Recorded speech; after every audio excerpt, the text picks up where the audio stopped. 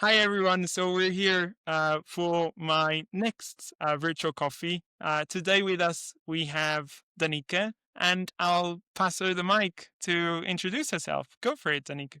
Well, thank you very much. I'm so excited to be here. So, my name's Danica. I'm a guest experience advisor with one hat on. I'm a guest experience podcast host at Hospitality Daily. I'm a gain advisor, so I work with technology vendors and operators. And I am a board member of Women in Thrive. So, I have a lot of these conversations, Diego, to raise awareness of women in leadership. So, really grateful to be here today. And thank you so much for accepting my invite right away. And Thank you. as we were talking in off, you're traveling right now, so again, thank you for still joining me for this virtual coffee today. For Always. today, we're gonna talk about a topic that I'm really into, and obviously, as a man, I try to do my best, but I still have a lot to learn. That is about empowering women, and in this case, specifically in the hospitality industry, on building pathways for leadership and growth. That I know that is a topic that you're very familiar about, and you're very into it too. So I'll go for my first question. I do use a lot this virtual coffees to actually learn from people. So it's a bit of an individual or something thinking about me actually of giving time throughout the weeks, the months of taking this break and learning. And I wanted to know that from your perspective, what are some of the biggest barriers still holding women back from leadership roles in the hospitality industry? Yeah, it's a great question. I think, and first of all, I just want to side note saying thank you so much for being such a visible ally. This whole topic is quite heavy. I don't think anybody has the right answers, and this is what it's about: just having conversation, open up the floor to shine the light on. So, side note. But when it comes to the barriers of leadership in hospitality, let me give you some statistics. So, in hospitality, women make up for 54% of the global hospitality workforce, yet at executive roles, it's less than 20%. When we look at hospitality technology, unfortunately, it gets worse, where women hold less than 15% of C suite roles. And so I think one of the biggest barriers is visibility. And I noticed this myself as a young, ambitious tech leader. I looked around and there was zero CEOs in hospitality technology around me. There was zero founders.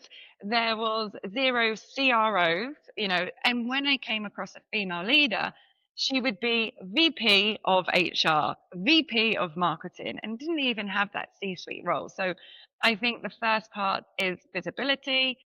And then as we kind of get into it, confidence, there's lots of data around a man will apply for a job when he has 40% of the skills because he's ready to take that transition. A woman will wait until she has 100% of those skills before she applies for that role. So yeah, I think as we get into leadership, the roles are less there and there's less visibility. And so women maybe think I can't become that CEO of the next new tech startup in hospitality. Yeah, completely. But that's a really good one. And I actually have a book to recommend later around data within women, and you have a lot of Really? that data that you just mentioned. Probably already read it.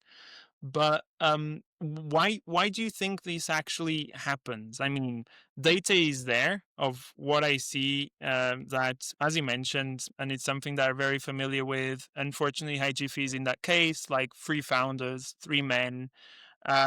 We actually have, in terms of leadership, things have been changing. We're nearly half half actually in terms of leadership. In the past, we were not. But why do you think is it since the very beginning that in terms of applying, and I already know that data too, that is actually women always wait to have all the skill set that is needed and men risk it. In your opinion, is it something regarding childhoods where we actually receive a lot of education where little girls need to be very careful and cautious of what they do, and little boys can play around and get dirty? Is this Is this the case, and that's where it comes from foundation? Or do you think that in this case, hotels, travel brands, tech companies in the hospitality industry, is it something that we can do better and different, or actually both A and B, of like Yeah, it comes from the foundation and companies can do more? yeah, I think it's such a complex conversation that it's such a mix of so many different elements. I mean, I have a 5-year-old and a 6-year-old, a boy and a girl, and the way that my husband and I parent them as a boy and a girl, even though I'm so conscious of this, is so different. And, oh, be careful with the tree and go fin up the tree. Keiko, be careful, you might fall. So there's so much of this kind of like subconscious bias ingrained in us, evolutionary science. I don't know, like that's a separate conversation. But I think when it comes to what can we do now to change the now, and look, it has got a lot better. If you talk to some female leaders 10 years ago, those numbers were sitting at 5%, 6%. So there has been growth, not at a fast enough pace in terms of leadership. We haven't even got into the pay gap either, which is a huge problem of mine, the most frustrating. But I think when it comes to the why, the confidence issue is part of it. Like I said, the visibility and the belief. So I've been very lucky in my life to have really amazing mentors, both male and female, that have proactively elevated me. And I think if you are a mid-management female, and I'm talking on behalf of my colleagues and my friends and generalizing, okay, but I think a lot of women might think I could never become that CEO or that CMO. I'm a marketing manager. I can't see myself there. Maybe in 5 years' time, but not in 2 years' time. And I think a really good action the leaders can take is to take that manager aside, make sure you take her for a breakfast and talk about her career progression. Say, hey, listen, you're doing amazing. I think you'll be ready for this position in 12 months. Let's work together to get you there, and plant that seed of that ambition of like, you absolutely can be there. And then, once that confidence grows, they're then going to apply. So I think there's like, it's not even in their thought process that they could have those roles. And then we were talking offline, the conversations of workload, motherhood, household, the mental load that a woman has, even though we're 50-50 in the workplace now, that's not the same in the household. Me and my girlfriends always laugh when it comes to the birthday parties or Christmas, the men have no idea how the presents just miraculously arrived. So it's that kind of mental load as well so I think there's a lot of burnout when it comes to women leadership as well, which is a huge topic and problem that we don't talk about enough. And that's one of the elephants that we always have in the room, right? Mhm. I think so, that companies are not talking that much about. We were talking actually in offline of the challenge that HiJiffy had with so many maternity leaves. We had 8 maternity leaves in a timeline of 6 to 12 months. How do you see that in terms of career progression too? Because obviously it always has an impact.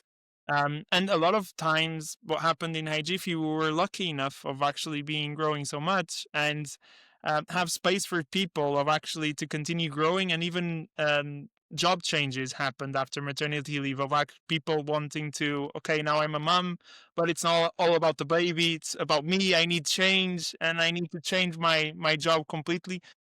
But Yeah, most of the companies actually are not growing, and or are growing slower, and there's no space for that. So in yeah. terms of maternity leave, of always being the elephant in the room of people not wanting to touch that, because uh, It's we a, are very lucky in terms of legally yeah, people more career being protected.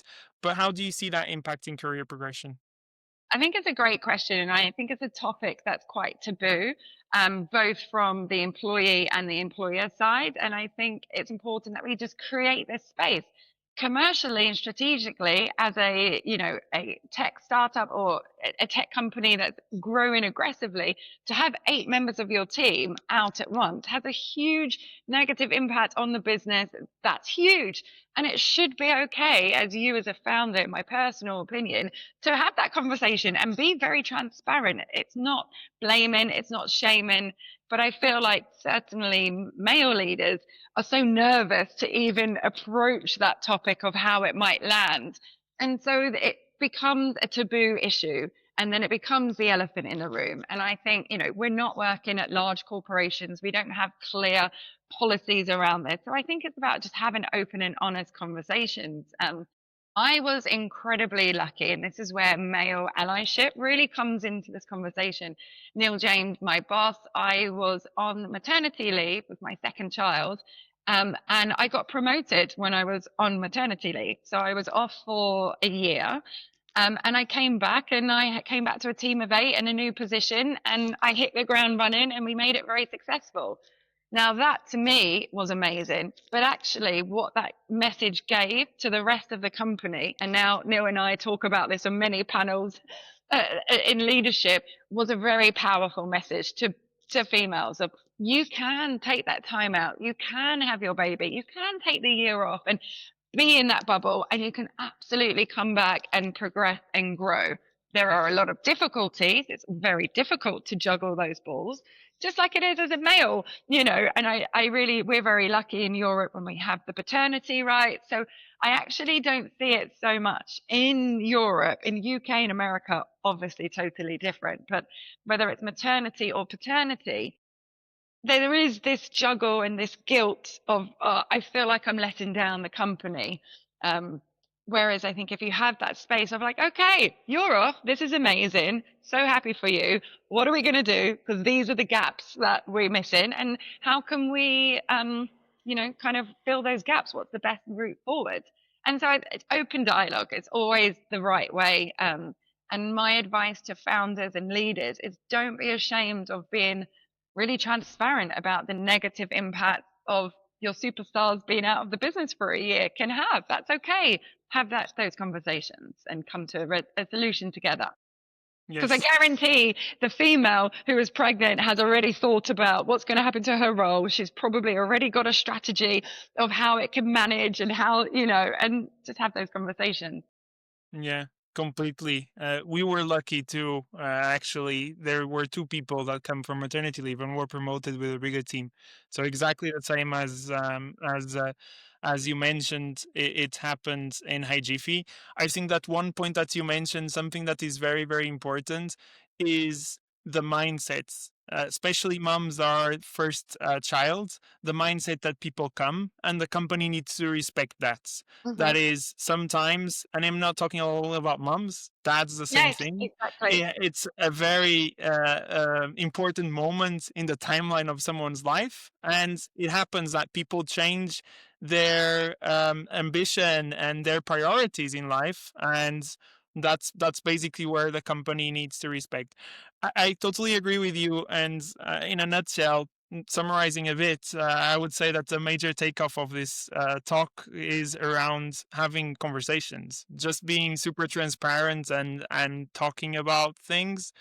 I do agree with you on one point, that is, yes, in Europe, legally, things are very well protected.